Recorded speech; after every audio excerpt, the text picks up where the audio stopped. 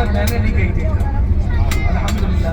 تو ان کی بہت کاوش ہے, ان کی کوشش ہے کہ آپ لوگوں کو جو مکہ اور مدینہ کی زیارت ہے نا آپ کی یادگار بنا دی گئی. زندگی میں ایسی زیارتیں, اب مشکل یہ ہے کہ میں سمجھ رہا ہوں کہ الحمدللہ جس طرح سے یہ خدمت قاعدہ کا بھی جدول ہے, شیڈول ہے, بہت ماشاءاللہ بہت اچھا ہے. اللہ تعالیٰ ان کو صحت عطا فرمائے. تو دیکھیں آپ صلی اللہ علیہ وسلم کے جسم سے خوشبو نکلی, کہاں پھیل گئی؟ غار کے اندر. ایسی غار کے اندر خوشبو پھیلی شام تک ہوتی. اب شام تک جو ملتا ہے نا یہ حضرت عیسیٰ علیہ السلام کا دور سے, تو یہ سانپ وہاں سے گزر رہا تھا. اس نے دیکھا کہ حضرت عیسیٰ علیہ السلام کسی کا تذکرہ کر رہے ہیں, کسی کی شان بیان کر رہے ہیں. ایک نبی کسی کی شان بیان کر رہا ہے. بڑی اہم بات ہے, توجہ سے. ایک نبی کسی کی شان بیان کر رہا ہے کہ ایک نبی آئیں گے, اللہ تعالیٰ ان کو ایسی شانیں عطا فرمائے گا کہ وہ آئیں گے سب سے آخر پر, لیکن تمام انبیاء کے امام ہوں گے. تمام انبیاء کیا ہوں گے؟ امام ہوں گے. اور اللہ تعالیٰ ان کو ایسی امت عطا فرمائے گا, وہ امت یعنی ہمارا تذکرہ ہوا, وہ امت اگر نیکی کا ارادہ کریں گے اللہ تعالیٰ نیکی عطا فرما دے گا. ابھی کی نہیں ہے, ابھی صرف نیت کی ہے تو اللہ تعالیٰ نے ثواب دے دیا ہے. اور اگر وہ گناہ کا ارادہ کریں گے تب تک لکھا نہیں جائے گا جب تک گناہ کر نہیں لیتے. تو اس طرح سے فضیلتیں بیان ہو رہی تھی. سانپ کے دل میں بھی جو شوق مصطفیٰ پیدا ہو گیا, اس نے بھی نیت کی کہ میں نے ان کو دیکھنا ہے کہ وہ والضحیٰ کا مکھڑا کیسا ہے, وہ واللیل کی زلفیں کیسی ہیں. اب سانپ حضرت عیسیٰ علیہ السلام کے ساتھ ہم کلام ہوا, اس نے گفتگو کی, کیونکہ جو نبی و رسول ہوتا ہے نا کائنات کی ہر چیز کے ساتھ کلام کر سکتے ہیں, پیڑ درخت شجر ہر چیز کے ساتھ. تو جب سانپ ہم کلام ہوا تو آپ حضرت عیسیٰ علیہ السلام نے فرمایا کہ جب انہوں نے پوچھا نا سانپ نے کہ میں ان سے ملنا چاہتا ہوں, ملاقات کرنا چاہتا ہوں, وہ میری ان کے ساتھ ملاقات کہاں پر ہوگی؟ تو حضرت عیسیٰ علیہ السلام نے فرمایا کہ وہ مکہ میں پیدا ہوں گے اور جبل سور پہاڑ پر رکیں گے. سانپ نے رب کی بارگاہ میں دعا کی, یا اللہ تو مجھے لمبی زندگی عطا فرما. اللہ تعالیٰ نے سانپ کو زندگی عطا فرمائی. پتہ کتنی لمبی؟ کم و بیش 500 سال لمبی زندگی عطا فرمائی ہے. حضرت عیسیٰ علیہ السلام کے دور سے لے کر حضور صلی اللہ علیہ وسلم کی پیدائش تک, یعنی جو دور بنتا ہے, جو وقت گزرا ہے وہ تقریباً 500 سال ہے. 500 سال کی اس نے دعا کی, یا اللہ میری لمبی عمر کر. اللہ تعالیٰ نے اس کو 500 سال کی زندگی عطا فرمائی. وہ یہاں پر آیا, جبل سور پہاڑ پر رکا. جب اس کو خوشبو پہنچی وہ بے قرار ہو گیا, تڑپ اٹھا. اب وہ باہر نکلنے کی کوشش کر رہا ہے تو کہیں سے اس کو راستہ نہیں مل رہا. تو وہ اس سراغ پر آ گیا جہاں پر حضرت ابوبکر صدیق نے کیا رکھی ہے؟ پاؤں کی ایڑی رکھی ہوئی ہے. اب سانپ نے باہر نکلنے کی کوشش کی, حضرت ابوبکر صدیق نے نہیں نکلنے دیا, کیونکہ گود میں حضور سو رہے ہیں نا, آرام کر رہے ہیں. پتہ نہیں زندگی میں پھر ایسا لمحہ ملنا ہے کہ نہیں ملنا. تو سانپ نے کیا کیا؟ کاٹ لیا. متعدد بار جب یہ عمل کیا زہر جسم میں پھیلا. حضرت ابوبکر صدیق روئے نہیں ہیں, آپ چلائے نہیں, آپ چیخے نہیں ہیں. تو آپ کی آنکھ سے نا خود بخود آنسو نکلے. وہ بہتے ہوئے سیدھے والضحیٰ کے مکھڑے پر تشریف لے گئے. جب اس آنسو نے حضور کے چہرے کا رخسار کا نیم گرم بوسہ لیا نا تو حضور نیند سے بیدار ہوئے. پوچھا اے ابوبکر کیا معاملہ ہے؟ تو حضرت ابوبکر صدیق رضی اللہ تعالیٰ نے فرمایا حضور سانپ نے کاٹا. سانپ اتنے میں باہر آ گیا.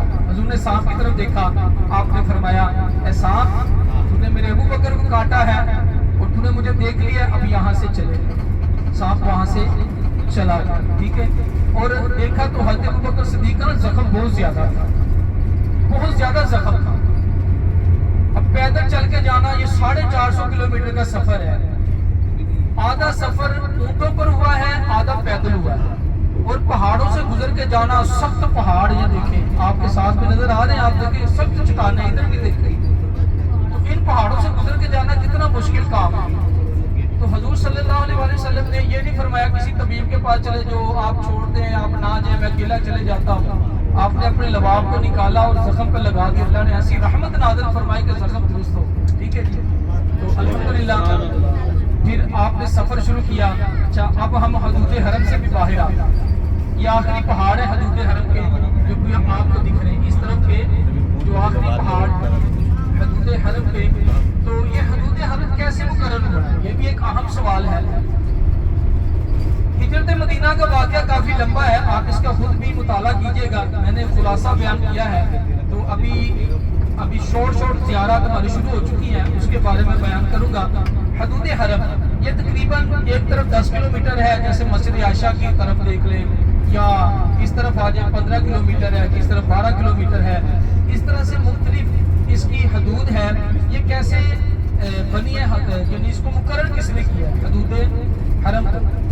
جب حجر اسود کا نزول ہوا جبل ابو قبیس پہاڑ، یہ دنیا کا سب سے پہلا پہاڑ ہے، انشاءاللہ ہم اس کی بھی زیارت کریں.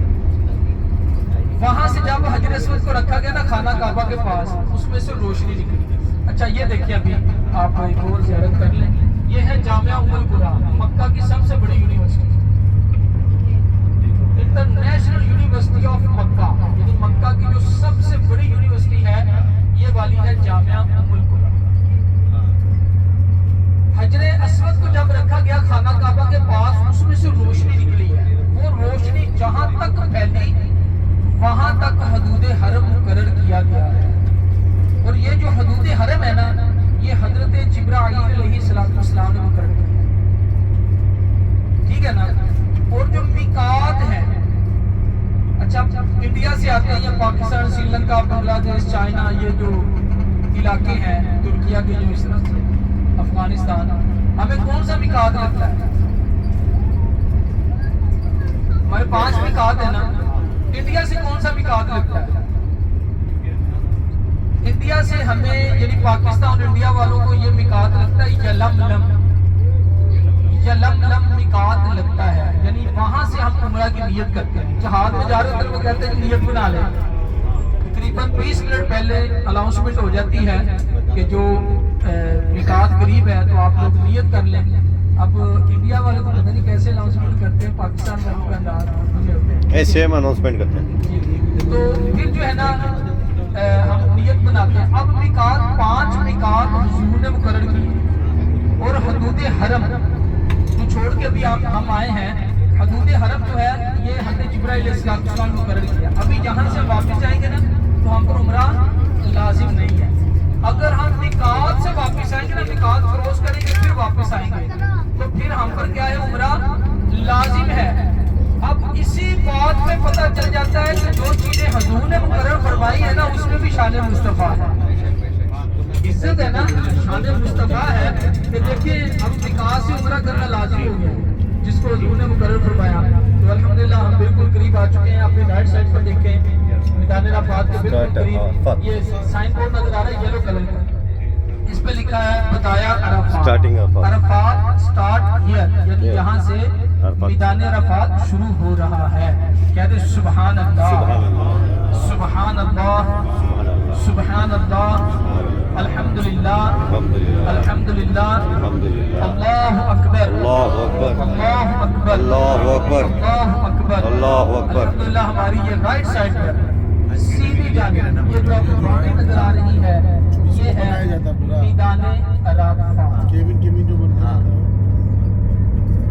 میدان عرفات یہ وہ جگہ ہے جہاں پر حاجیوں کی پروڈکشن ہوتی ہے. ایک فیکٹری ہوتی ہے نا جس میں پروڈکٹس بنتی ہیں، تو یہاں پر حاجی بنتے ہیں. کہتے ہیں سبحان اللہ. اللہ تعالیٰ آپ سب کو حاجی بنائے. آمین. اپنی آنکھوں سے دیکھ رہے ہیں میدان عرفات کو، یہ حسرت لے کر آ رہے ہیں ہم کو انشاءاللہ اس سالوں میں حج کی بھی ساتھ ملے انشاءاللہ. تو میدان عرفات جو ہے نا، یہ وہ جگہ ہے جہاں پر ہر سال 9 ذی الحجہ کو لوگ احرام باندھ کر حج کی نیت سے یہاں پر وقوف عرفات کرتے ہیں، یعنی رکتے ہیں. وقوف کیا نا، رکتے ہیں کا معنی ہے رکنا. تو دیکھیں یہاں پر رکتے ہیں. جیسے ہی ظہر کا وقت شروع ہوتا ہے، دوحہ کبریٰ جو ہے زوال کا جو وقت ہے وہ ختم ہوا اور ظہر کا وقت شروع ہوا، جتنے لوگ یہاں پر رکے ہوئے ہیں نا وقوف عرفات کی نیت سے، وہ تمام حاجی ہو گئے. کیونکہ حج کے 2 اہم رکن ہیں. ایک ہے وقوف عرفات یعنی میدان عرفات میں رکنا، دوسرا ہے طواف الزیارہ. دوسرا کون سا ہے؟ طواف الزیارہ. یعنی وقوف عرفات میں رکے، میدان عرفات میں رکے، مزدلفہ میں چلے گئے، مزدلفہ کے بعد منی میں چلے گئے، پھر آپ نے طواف کیا. پھر ایک آتا ہے طواف الوداع وہ حج کے لیے ہوتا ہے، واجب ہوتا ہے، جو نہیں کرتے ان پر دم لگتا ہے. تو طواف الوداع جو ہے بعد میں ہوتا ہے، لیکن طواف الزیارہ یہ رکن ہے حج کا، ٹھیک ہے، یہ بھی لازم ہے. یہ 2 اہم رکن ہے، تو یہ ضروری ادا کرنے ہوتے ہیں. تو الحمدللہ میدان عرفات میں ہم جو زیارت کریں گے، سب سے پہلے ہم جائیں گے مسجد نبیرہ. کہاں جائیں گے جی؟ مسجد نبی. مسجد نبیرہ یہ میدان عرفات کی مسجد ہے، اور یہ بڑی عالی شان مسجد ہے، بڑی برکتوں والی مسجد ہے، اور یہ صرف کھلتی سال میں 1 مرتبہ ہی ہے. حج کے موقع پر کھلتی ہے، اور اس میں حج کا خطبہ پڑھا جاتا ہے. اس کے علاوہ یہ مسجد بند رہتی ہے. تاریخ کے اندر اس مسجد کے 3 نام ہمیں ملتے ہیں. سب سے پہلے اس کا نام تھا مسجد ابراہیم. کیا نام تھا جی؟ مسجد ابراہیم. میری فل کوشش یہی ہے کہ آپ کو پورا بیان یاد کروا دوں. انشاءاللہ. سادہ اور سمپل انداز سے بیان کر رہا ہوں تاکہ ہمیں یہ تمام چیزیں یاد ہو جائیں. اچھا، دوسرا نام تھا اس کا مسجد عرفات، اور تیسرا نام ہے مسجد نبی. اب یہ مسجد اتنی بڑی ہے، اتنی وسیع ہے کہ اس مسجد میں کم و بیش 3.5 لاکھ لوگ ایک وقت میں نماز پڑھ سکتے ہیں.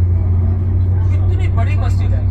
اور یہ جو مسجد ہے نا، اس کا کچھ حصہ جو ہے وہ میدان عرفات سے باہر ہے. یعنی گنبد والا جو 3 گنبد والا حصہ اور 2 مینار والا حصہ جو میدان عرفات سے باہر ہے. یہ شرعی مسئلہ بھی ہے. کچھ لوگ جو ہے میدان عرفات میں وقوف عرفات کرتے ہیں، اور ان کی کوشش یہ ہوتی ہے کہ وہ مسجد میں رکیں. تو جب وہ مسجد میں رکتے ہیں، لیکن کس حصے میں رکنا ہے اس کا نہیں پتا ہوتا. تو یہ بھی پتا ہونا چاہیے کہ ہم نے کس جگہ پر مسجد میں قیام کرنا ہے. اور یہ جو مسجد ہے، اس مسجد میں نہ تو وضو خانہ ہے، نہ ٹوائلٹ ہے ابھی، کیونکہ بند ہے نا. تو اس میں یہ چیزیں بھی ہمیں ابھی نہیں ملے گی. ہم جب جائیں گے نا جبل رحمت کے پاس، وہاں پر ہمارے لیے وضو خانہ موجود ہے، وہاں پر سب کو وضو کروائیں گے.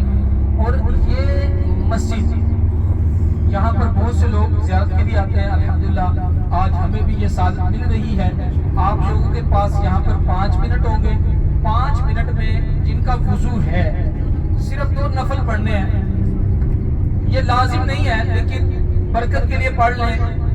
کسی بھی نیت سے آپ ثواب، کسی کو ثواب کی نیت سے یا شکرانے کی نیت سے اللہ تعالیٰ نے ہمیں عمرے کی سعادت عطا فرمائی ہے، یا میدان عرفات میں آنے کی توفیق عطا فرمائی ہے. 2 رکعت نوافل پڑھ کے فوراً بس میں آ جائیں.